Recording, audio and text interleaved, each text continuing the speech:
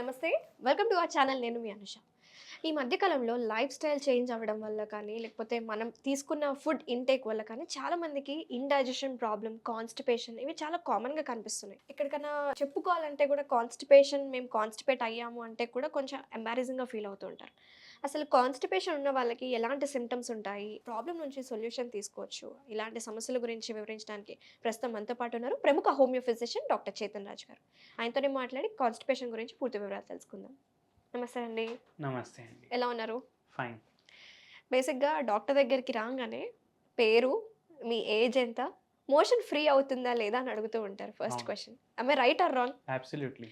So, మన బాడీకి motion free అవ్వడం అంటే మన డైజెస్టివ్ సిస్టమ్ హెల్తీగా ఉండాలంటే ఎందుకంత మనం ఇంత ఇంపార్టెన్స్ ఇస్తున్నాము? రీజన్స్ ఏంటి డైజెషన్‌కి? మీరు హెల్తీ ఉండాలంటే ఫస్ట్ థింగ్ ఒక మనిషి హెల్తీ ఉండాలంటే మీ మైండ్‌లో ఏమొస్తది? మంచి ఫుడ్ తీసుకోవాలని వస్తది. యెస్. మంచి ఫుడ్ తీసుకున్న వాళ్ళే హెల్తీ ఉంటారు. సో, మంచి ఫుడ్ తీసుకుంటేనే మీ డైజెషన్ ప్రాపర్ ఉంటుంది. రైట్. మీరు కరెక్ట్ ఫుడ్ తీసుకోకపోతే డైజెస్టివ్ రిలేటెడ్ ప్రాబ్లమ్స్ ఏమో స్టార్ట్ అవుతాయన్నమాట. సో, బర్ప్స్ రావడం గానీ రైట్. అవును. అండ్ దాని తర్వాత కాన్‌స్టిపేషన్. అంటే హ్మ్. బేసిక్ డైజెస్టివ్ ప్రాబ్లమ్ ఉంది అంటే మన మైండ్‌లో యాసిడిటీ, కాన్‌స్టిపేషన్, బర్ప్స్ రావడం ఇవే వస్తాయి యెస్. స్టార్టింగ్. హ్మ్. అండ్ డైజెషన్ కరెక్ట్ లేకపోతే మీ బాడీకి కరెక్ట్ న్యూట్రిషన్ ఉండదు. ఓకే. బాడీ సరిగా ఫంక్షన్ అవ్వదు. అండ్ దాని తర్వాత దీని రిలేటెడ్ ప్రాబ్లమ్స్ ఫస్ట్ మనకు స్టార్ట్ అవుతాయన్నమాట. ఓకే. అందుకే సో కరెక్ట్ డైజెషన్ ఉండాలి యెస్. బాడీకి. నిజంగా ఎక్కడన్నా ఆఫీస్ ఎన్వైర్న్‌మెంట్‌లో కూర్చుంటే చాలామంది బర్ప్స్ వల్ల ఇబ్బంది ఫీల్ అవుతూ ఉంటారు. కొంతమందికి బ్యాడ్‌గా స్మెల్ వస్తూ ఉంటుంది. ప్రాబ్లమ్ నుంచి సొల్యూషన్ రూట్ కాజ్‌ని ఐడెంటిఫై చేసి ఎలా కరెక్ట్ చేయొచ్చంటారు? Root cause in simple 2, 3 sentences నేను చెప్పేస్తాను. మీరు ప్రీబయోటిక్, ప్రోబయోటిక్ వినే ఉంటారు. యెస్. సో, మన బాడీలో గట్‌లో బ్యాక్టీరియా ఉంటుంది. గుడ్ బ్యాక్టీరియా ఉంటుంది, బ్యాడ్ బ్యాక్టీరియా ఉంటుంది. గుడ్ బ్యాక్టీరియా పర్సెంటేజ్ ఎప్పుడైనా ఎక్కువుండాలి. బ్యాడ్ బ్యాక్టీరియా పర్సెంటేజ్ తక్కువుండాలి. ఓకే. సో, బ్యాడ్ బ్యాక్టీరియా ఎప్పుడు పెరుగుతుంది? High sugar, high fat content food తీసుకుంటే పెరుగుతుంది.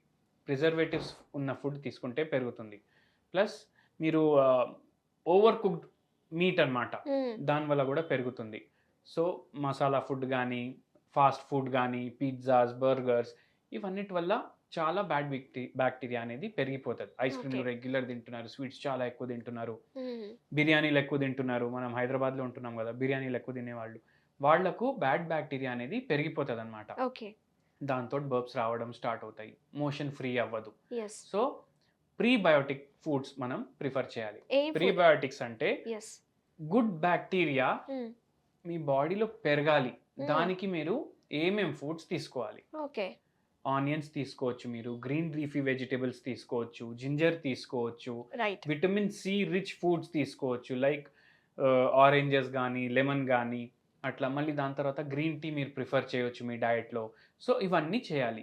దీనితోటి ఏమైతది? మీ బాడీలో ఉన్న గుడ్ బ్యాక్టీరియా అనేది డెవలప్ పెరగడం అవుతది. స్టార్ట్ అవుతుంది. యెస్. ఓకే. అప్పుడు డైజెషన్ కరెక్ట్ అవ్వడం స్టార్ట్ అవుతుంది. ప్లస్ వెయిట్ లాస్‌లో ఇది చాలా బెనిఫిషియల్ ఉంటుందన్నమాట. ఓకే. సో, దానికి మీరు ఇంకోటేం చేయాలి? ప్రోబయోటిక్ యాడ్ చేయాలి. ఓకే. ప్రోబయోటిక్ అంటే ఈ గుడ్ బ్యాక్టీరియా హ్మ్. Rich foods. అది ఏంది? మనకు సింపుల్ పెరుగు, హ్మ్. Butter milk. పెరుగు ఉన్న కంటెంట్ ఫుడ్స్ బటర్ మిల్క్ గానీ, సల్లచారు గానీ హ్మ్. ఇవి ఎక్కువ మీ డయట్‌లో కంపల్సరీ ఇంక్లూడ్ చేయండి. In the end okay. మీరు చూడండి 90% మంది వాళ్ళ మీల్ ఎండ్ చేసేటప్పుడు కర్డ్ రైస్ కర్డ్ తీసుకుంటారు. అది మన స్టేపుల్‌గా వస్తుంది. మన ట్రెడిషన్‌గా కూడా ట్రెడిషన్ అది. అది ట్రెడిషన్ ప్లస్ మనకు మన యాన్సిస్టర్స్ ఇచ్చిన ఒక గిఫ్ట్ అన్నమాట. ఓకే. కాన్‌స్టిపేషన్ తగ్గనీకి. ఓకే. కాన్‌స్టిపేషనే కాదు. Proper digestion plus healthy life. అంటే సో, పెరుగు తీసుకుంటారు. మజ్జిగ క్వాంటిటీ కూడా ఎక్కువ తీసుకోవాలి మనం. ఎక్కువ తీసుకోవాలి. ఓకే. సో, దాంతోటి గుడ్ బ్యాక్టీరియా పెరిగిపోతది. బ్యాడ్ బ్యాక్టీరియా తగ్గిపోతది. కాన్‌స్టిపేషన్ సాల్వ్ అయిపోతది చాలా మందిలో. సో, ఇక్కడ కరెక్ట్ చేసుకుంటే మన కాన్‌స్టిపేషన్ తగ్గుతుంది. అంటే తగ్గుతుంది. ప్రోబయోటిక్స్ ఎక్కువ తీసుకోవాలి. ఎక్కువ తీసుకోవాలి. ప్రీబయోటిక్స్ కూడా ఎక్కువ తీసుకోవాలి. తీసుకోవాలి. ఓకే. సో, ఒక పాయింట్ అయితే చాలా ఇంపార్టెంట్ పాయింట్ చెప్పారు. కమింగ్ టు చాలామంది డైట్ విషయానికొస్తే హై ఫైబర్ డైట్, లో ఫ్యాట్ అని చెప్తూ ఉంటారు. సో, కాన్‌స్టిపేషన్‌కి హై ఫైబర్ డైట్‌లో ఎలాంటి మన రెగ్యులర్‌గా మనకు దొరికే ఆహ్, ఐటెమ్స్ గాని, మనకి దొరికే వాటిల్లో ఎలాంటి ఫుడ్స్ మనం ప్రిఫర్ చేయొచ్చు? మీరు తినే మీల్‌లో ఏం చేంజ్ చేయాలంటే, మీరు వెజిటబుల్‌తో పాటు తింటున్నారనుకోండి. Okay. Chapati for example. Hmm. మన చపాతీ పీస్ పెద్దగుంటుంది. వెజిటబుల్ క్వాంటిటీ తక్కువుంటుంది. హ్మ్.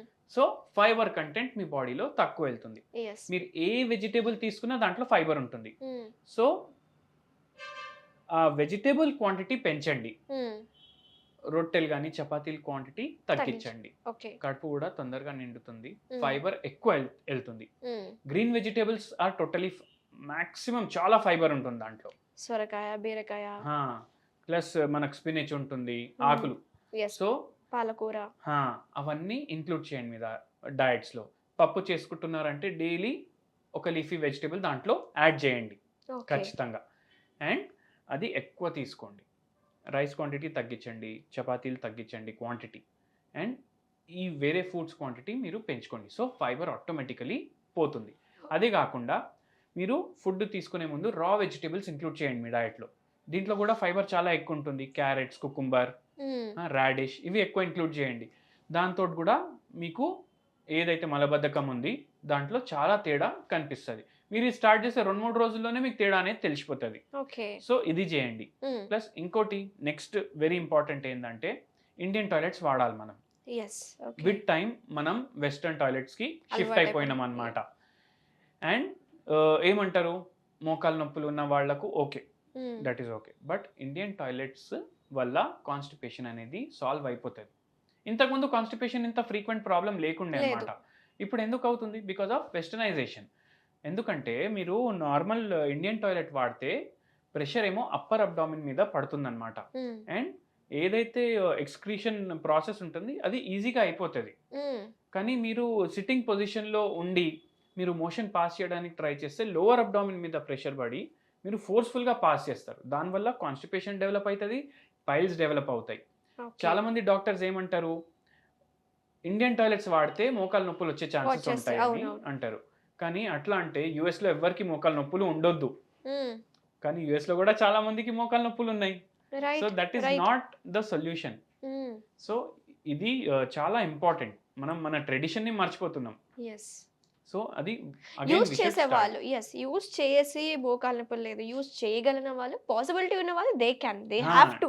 They have to. Yes. They have to. Okay. So, ఇప్పుడు ఎట్లా అయిపోయింది ప్రతి ఇంట్లో 3 బాత్రూమ్స్ ఉంటే 3 వెస్టర్న్ టాయిలెటే ఉంటుంది. అవును. సో, ఒక్క టాయిలెట్ అయినా మీరు ఇండియన్ టాయిలెట్ పెట్టుకోండి మీ ఇంట్లో. సో, థాంక్ యూ డాక్టర్ గారు. చాలా వివరంగా ఎక్స్‌ప్లెయిన్ చేశారు. కాన్‌స్టిపేషన్ ప్రాబ్లమ్‌ని దూరం పెట్టాలంటే ఎలాంటి ఫుడ్ తీసుకోవాలి, ఎలాంటి ఫైబర్ కంటెంట్ ఫుడ్ మనం తీసుకోవాలని చాలా క్లియర్‌గా చెప్పారు. Thank you so much.